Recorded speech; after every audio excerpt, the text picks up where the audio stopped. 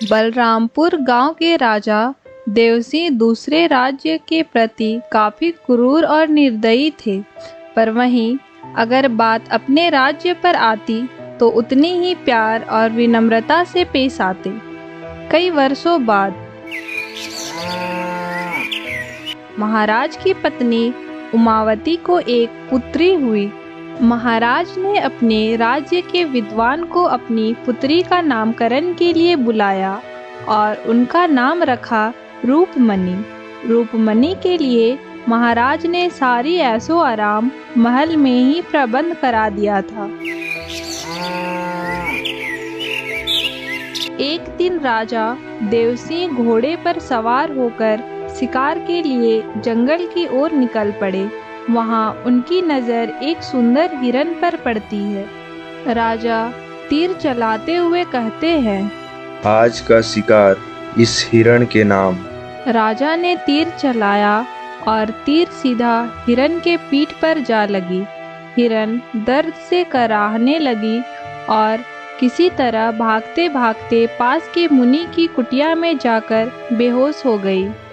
मुनि की आंखें घायल पड़ी हिरन को देखकर नम हो गई। हे प्रभु, इतना क्रूर और निर्दयी कोई कैसे हो सकता है? यह तो काफी चोटिल अवस्था में है। ऋषि तुरंत उस हिरन पर कुछ जड़ी बूटी का लेप लगाते हैं। इतने में ही राजा अपना शिकार ढूंढते ढूंढते मुनि की कुटिया के पास पहुंचते हैं। अच्छा, तो तू यहाँ छिपकर बैठी है। आज की दावत का बंदोबस्त तो हो गया। यह सुनते ही ऋषि बड़ी ही विनम्रता के साथ राजा से कहते हैं, हे राजन, आपको इस तरह किसी बेजुबान जीव की हत्या करना शोभा नहीं देता। तभी राजा अपने अहंकार स्वर में ऋषि से कहते हैं, चाहे जो हो जाए, आज कोई भी मुझसे मेरा शिकार नहीं छीन सकता। आज तो मैं अपना शिकार लेकर ही जाऊंगा। नहीं नहीं महाराज, इस मासूम बेजुबान जीव का भी तो कोई अपना होगा जो इसके वापस लौटने का इंतजार कर रहा होगा। काफी देर अनुरोध करने पर भी राजा अपनी जिद पर अड़े रहते हैं। तभी ऋषि क्रोधित होकर श्राप देते हैं कि जिस प्रकार से आपने इस मासूम सी जीव को इतने निर्दयी से शिकार करके इसे इसके अपनों से अलग करना चाहा, ठीक उसी प्रकार आपकी हर वो चीज जो आपको प्रिय है वह आपसे छिन जाएगी।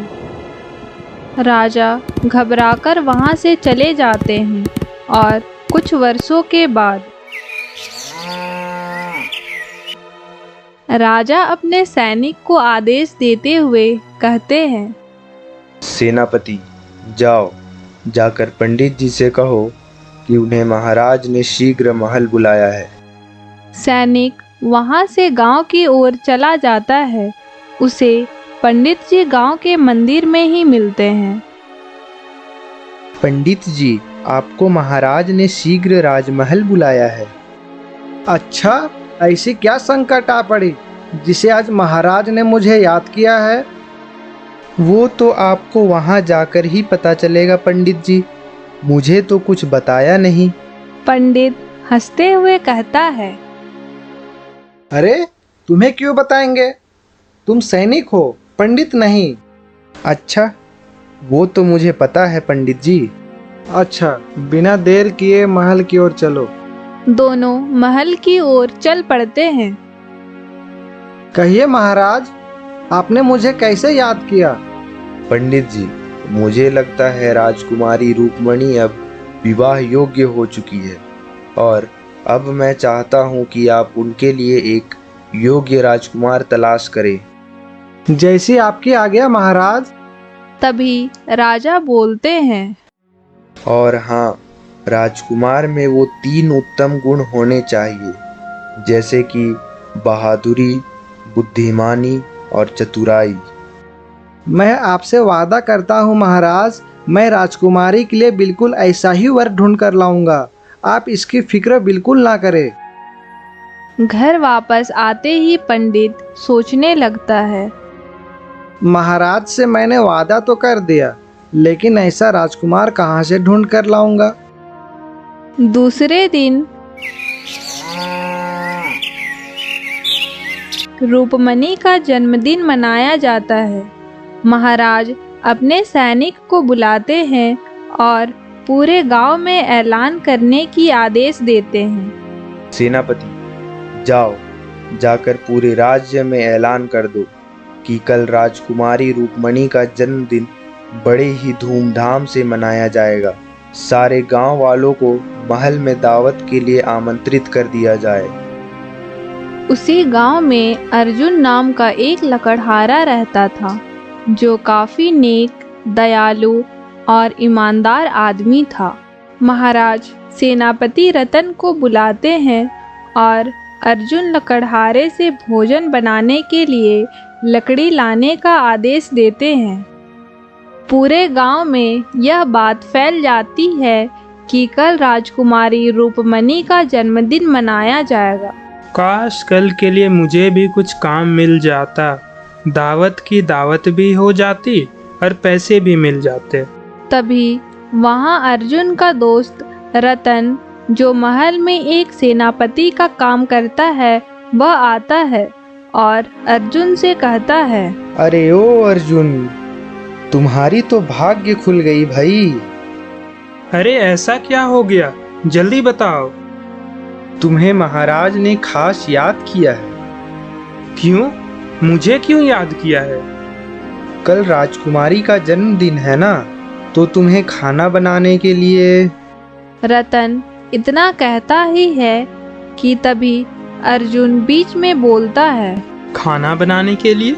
अरे मैं तुम्हें हलवाई नजर आ रहा हूँ। लगता है तुम गलत अर्जुन के पास आ गए हो। अरे भाई, तुम भी ना, तुम्हें खाना पकाने के लिए नहीं बुलाया है। महाराज ने तुम्हें खाना पकाने के लिए ढेर सारी लकड़ियां काटने का आदेश दिया है। अच्छा, ऐसा क्या?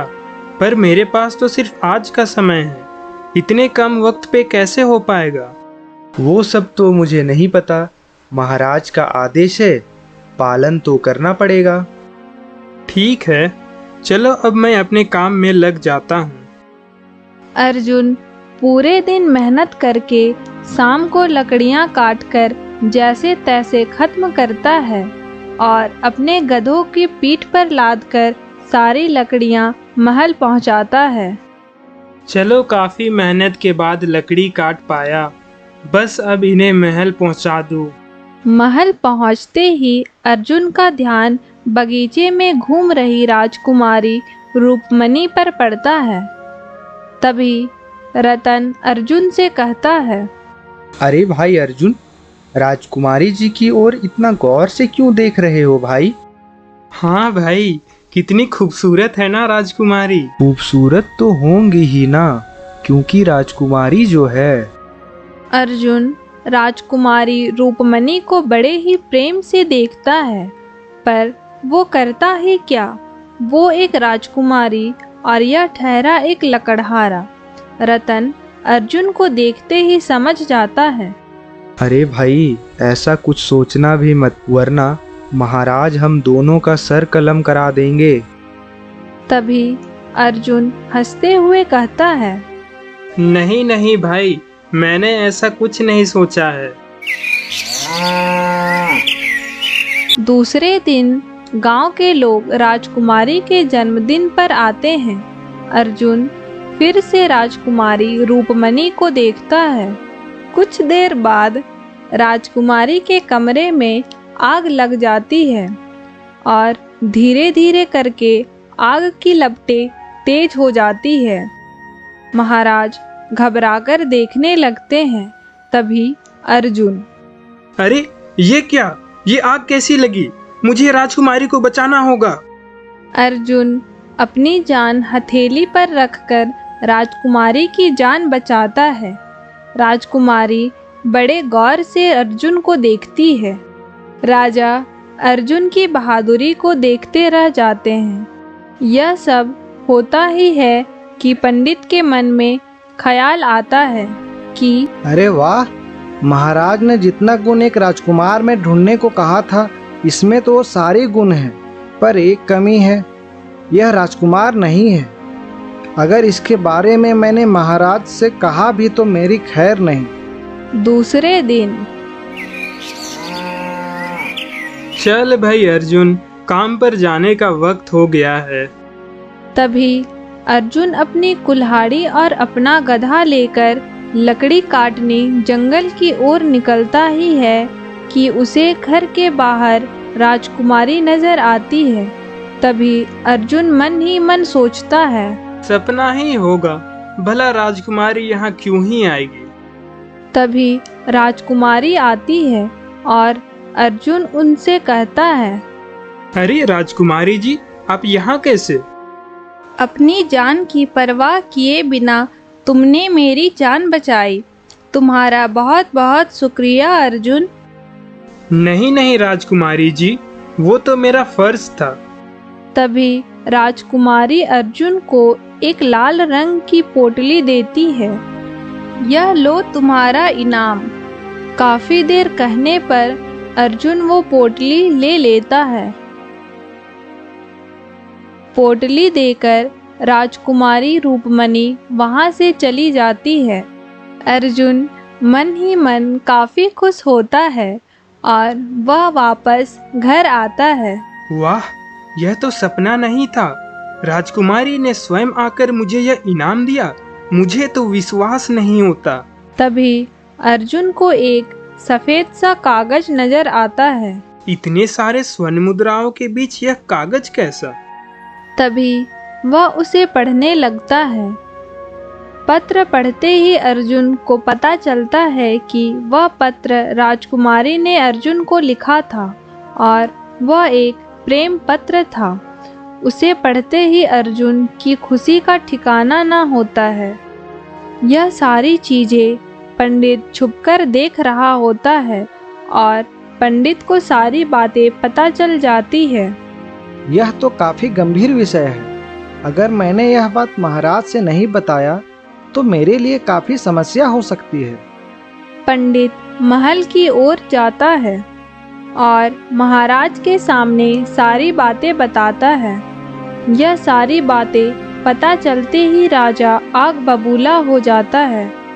पंडित जी, यह सच नहीं हो सकता। राजा को पंडित की बातों पर यकीन नहीं होता। तभी पंडित बोलता है, अगर आपको विश्वास नहीं हो रहा है तो आप स्वयं राजकुमारी से पूछ लें। ठीक है, यह बात सच निकली तो अर्जुन का आज आखिरी दिन होगा, और अगर बात झूठी साबित हुई तो आपका आखिरी दिन होगा। पंडित काफी डर जाता है। तभी राजकुमारी को बुलाकर महाराज उनसे सारी बातें पूछते हैं।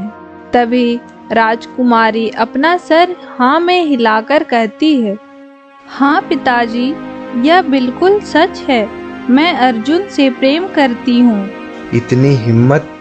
इस राज्य का एक मामूली सा लकड़हारा राजकुमारी से प्रेम करे? सेनापति, जाओ, जाकर उस अर्जुन को घसीटते हुए मेरे पास लेकर आओ। आज उस अर्जुन का आखिरी दिन होगा। सेनापति रतन, जो अर्जुन का मित्र था, वह तुरंत अर्जुन को बुलाने चला जाता है। वाह, उधर महाराज ने तुम्हारी करतूत की वजह से तुम्हें महल बुलाया है और तुम यहाँ आराम फरमा रहे हो। अरे भाई, ऐसा क्या कर दिया मैंने? अच्छा, क्या किया? अरे क्या नहीं किया वो पूछो। अच्छा, फिर वही बता दो। अरे भाई अर्जुन, यह वक्त मजाक का बिल्कुल भी नहीं है। तुम्हें महाराज ने शीघ्र महल बुलाया है। क्यों? उन्हें फिर से लकड़ियाँ चाहिए? महाराज को फिलहाल तुम्हारा सर और धड़ अलग चाहिए। अर्जुन चौंकते हुए कहता है, क्या? यह तुम क्या कह रहे हो? अरे मैंने कुछ नहीं किया है। हाँ हाँ, तुमने कहाँ कुछ किया है। राजकुमारी जी ने ही तुम्हें प्रेम पत्र दिया होगा। अरे हाँ, बिल्कुल। लेकिन यह बात तुम्हें कैसे पता चला? भाई अर्जुन, मैंने तो यह बात मान लिया, लेकिन महाराज का क्या? वो तो गुस्से से आग बबूला हो रहे हैं। दोनों महल की ओर चलते हैं।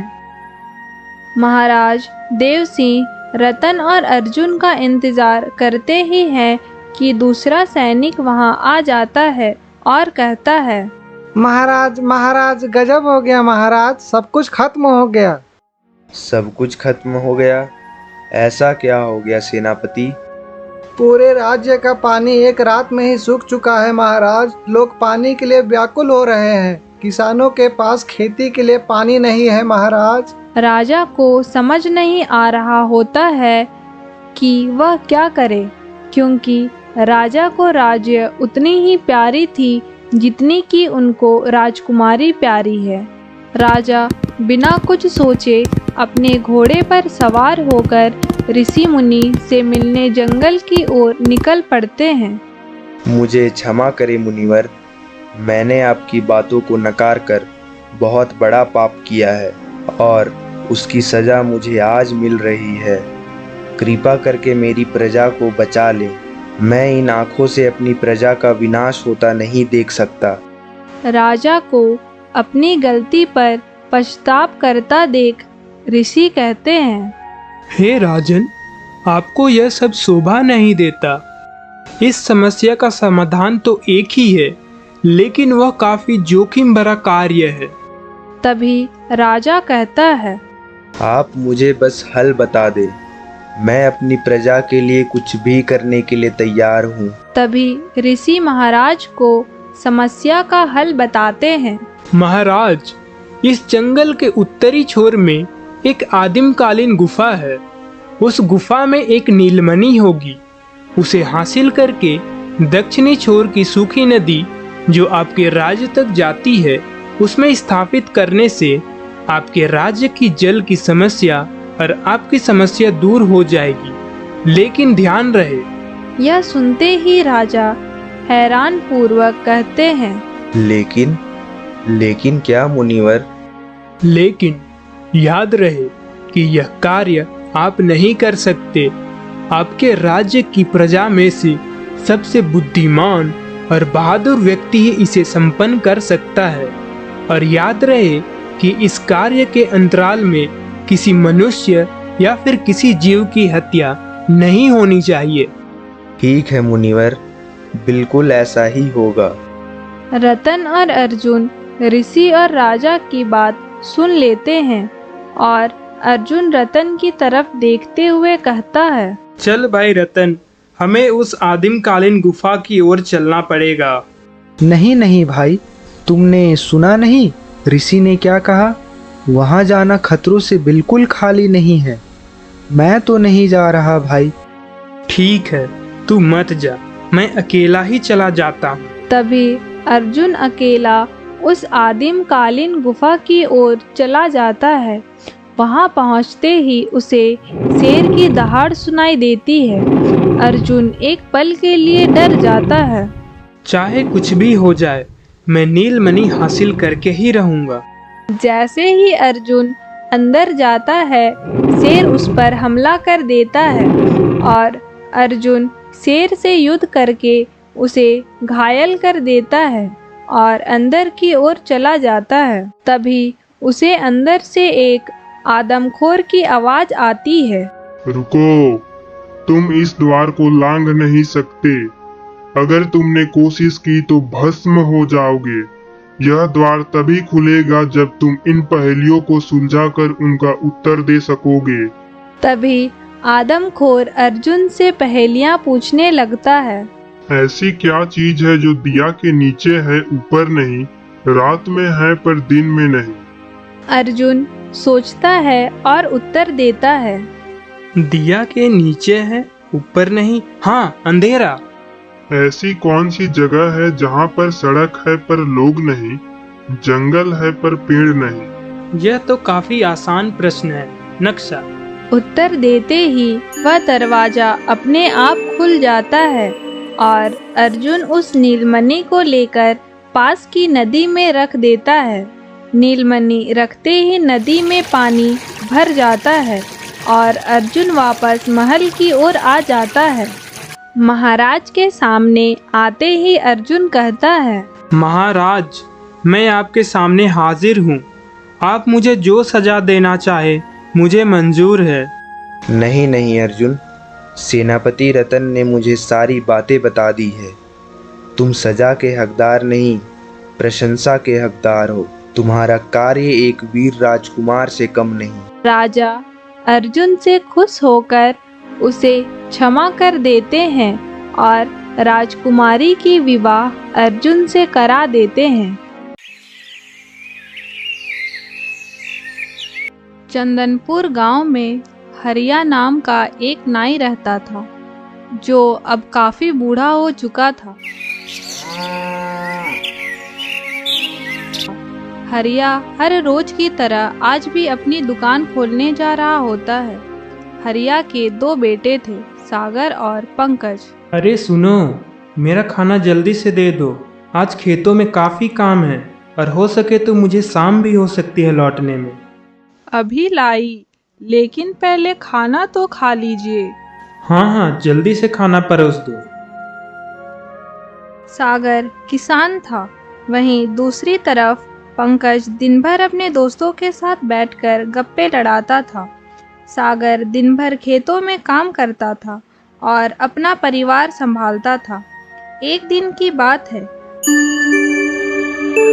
हरिया की तबीयत अचानक खराब हो जाती है और तभी पंकज मन ही मन सोचता है, अब तो पिताजी की दुकान मैं ही संभालूंगा। मुझे ज्यादा मेहनत करने की आवश्यकता भी नहीं होगी। सुनो बेटा, अब मेरे जाने का समय हो गया है।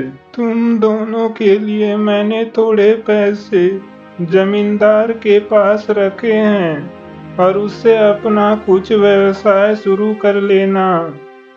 यह कहते ही हरिया का देहांत हो जाता है और कुछ दिन बाद अरे पंकज, कहाँ जा रहे हो? और यह चाबी तो पिताजी की दुकान की है ना? हाँ, तो अब से वह दुकान मैं ही संभालूंगा। तुम जाओ अपना खेती बाड़ी कर। दोनों आपस में बहस करने लगते हैं। अंत में सागर अपना फावड़ा उठाकर अपने खेतों की ओर चल देता है। खेतों में काम करते करते अचानक सागर को ख्याल आता है कि अरे, पिताजी ने जमींदार के पास जो पैसे रखे थे, क्यों ना मैं उससे अपने हिस्से का पैसा लेकर अपना अनाज का व्यवसाय शुरू कर दूं? तभी सागर जमींदार के पास पैसे मांगने चला जाता है। अरे आओ सागर, कहो कैसे आना हुआ? जमींदार साहब, वो पिताजी ने आपके पास कुछ पैसे रखे थे, तो वही मैं आपसे मांगने आया हूँ। तभी जमींदार बोलता है, हाँ, लेकिन उसमें तो तुम दोनों भाइयों का हिस्सा है ना? हाँ जमींदार साहब, हिस्सा तो हम दोनों का है। जमींदार दूसरे दिन दोनों भाइयों को साथ बुलाता है। वहीं दूसरी तरफ पंकज दुकान की चाबी लिए आज थोड़ा आराम कर लेता हूँ, काम तो होता रहेगा। अब कल से दुकान शुरू करूँगा। पंकज अपने दोस्तों से गप्पे लड़ाने में शामिल हो जाता है और घर आते ही सागर उससे कहता है, अरे पंकज सुनो, मैं जमींदार के पास गया था। हाँ, तो तुम कहीं भी जाओ, मुझे उससे क्या। कहीं तुम दुकान की बात तो करने नहीं गए थे? कुछ भी कर लो, दुकान तो मैं ही संभालूंगा। तभी सागर पंकज से बोलता है, अरे नहीं नहीं भाई, वो पिताजी ने कुछ पैसे रखे थे ना जमींदार के पास, तो मैं वही लेने गया था। तो जमींदार ने कल दोनों को बुलाया है। पैसों का नाम सुनते ही पंकज बोलता है, हाँ, वो तो मैं जमींदार के पास जाने ही वाला था। अच्छा हुआ तुमने बता दिया।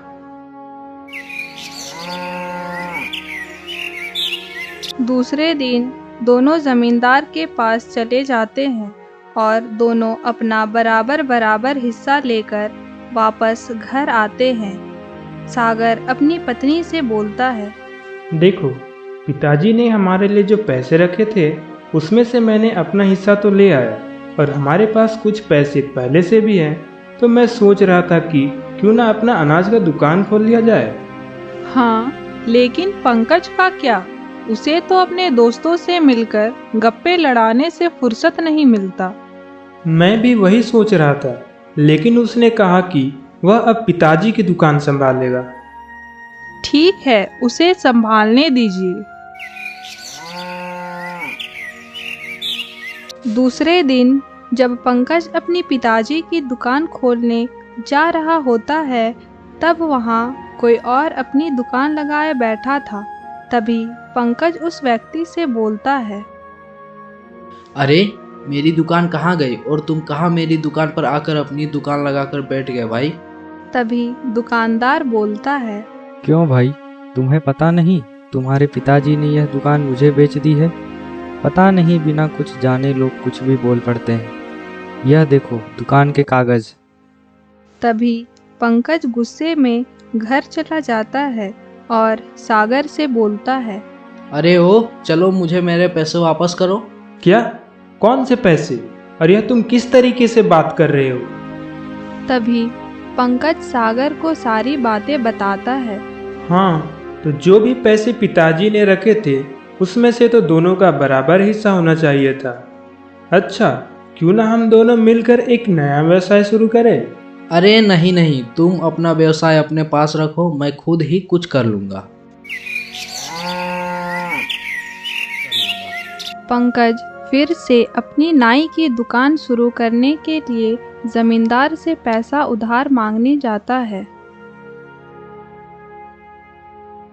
पैसे तो मैं दे दूं, लेकिन समय से मुझे मेरे पैसे ब्याज सहित वापस मिल जाने चाहिए।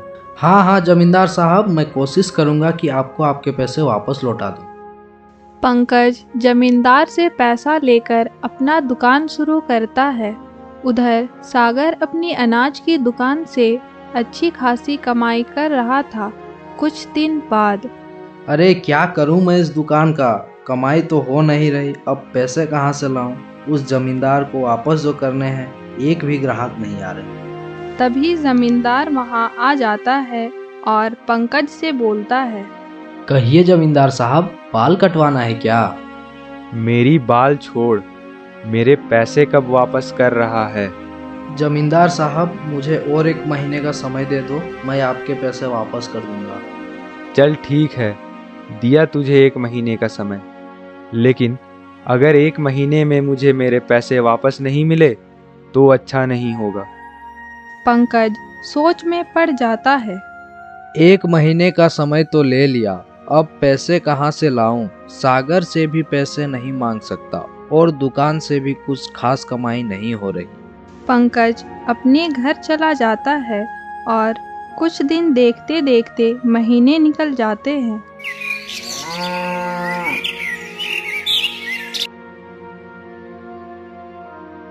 कहो जमींदार साहब, कैसे याद करना हुआ?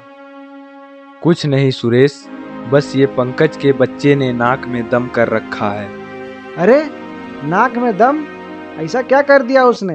अरे पैसे लेने वक्त तो ले लेता है, लेकिन वापस करने कहो तो बहाने बनाने लगता है। बस इतनी सी बात? आप कहो तो आपके पैसे चुटकी में मांग लाता हूँ।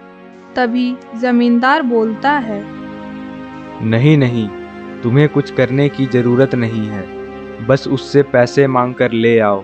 और अगर फिर से बहाने बनाए तो? अगर ना दे तो उसकी दुकान की चाबी मेरे पास ले आओ और उसी दुकान को बेचकर मैं अपना पैसा निकाल लूंगा।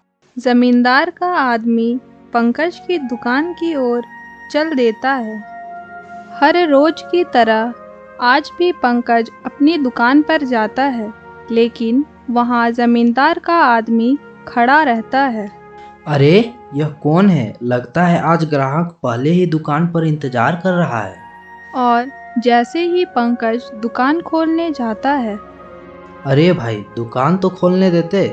तभी वह बताता है कि वह जमींदार का आदमी है और जमींदार ने पैसा लाने को कहा है, वरना दुकान बेचकर पैसे वसूल करने को कहा है। भाई पैसे तो नहीं है अभी, कुछ दिन और रुकने को बोलना, ठीक है? जैसे ही पंकज यह बोलता है, जमींदार का आदमी उससे दुकान की चाबी लेकर वहां से चला जाता है और पंकज उदास होकर वहां बैठ जाता है और सोचने लगता है, अब मैं क्या करूं? पैसे भी नहीं हैं और दुकान भी नहीं है। थोड़ी देर बाद पंकज वापस घर आ जाता है। उसे उदास देखकर जया सागर से कहती है, अजी देखिए तो पंकज कुछ उदास सा नजर आ रहा है। हाँ, ऐसे तो उसे कभी नहीं देखा, पता नहीं क्या हो गया। क्यों ना आप उसे जाकर थोड़ा पूछ लीजिए। नहीं नहीं, वो पहले से ही गुस्से में है। जया के काफी देर कहने पर सागर पंकज से पूछने चला जाता है। अरे भाई पंकज, क्या हुआ, इतना उदास क्यों हो? क्या बताऊं भैया, जमींदार ने दुकान छीन लिया। अरे पर क्यों, ऐसे कैसे कोई तुम्हारा दुकान छीन सकता है? पंकज सागर को सारी बातें बताता है और तभी सागर बोलता है। अच्छा, तुम मुझसे पैसे लेकर जमींदार को वापस कराओ और तुम्हें तुम्हारा दुकान भी वापस मिल जाएगा। नहीं नहीं, वैसे भी उस दुकान ने मुझे काफी परेशान कर रखा है। क्यों ना हम दोनों मिलकर मेरी अनाज की दुकान संभालें? पंकज और सागर खुशी खुशी अनाज की दुकान संभालते हैं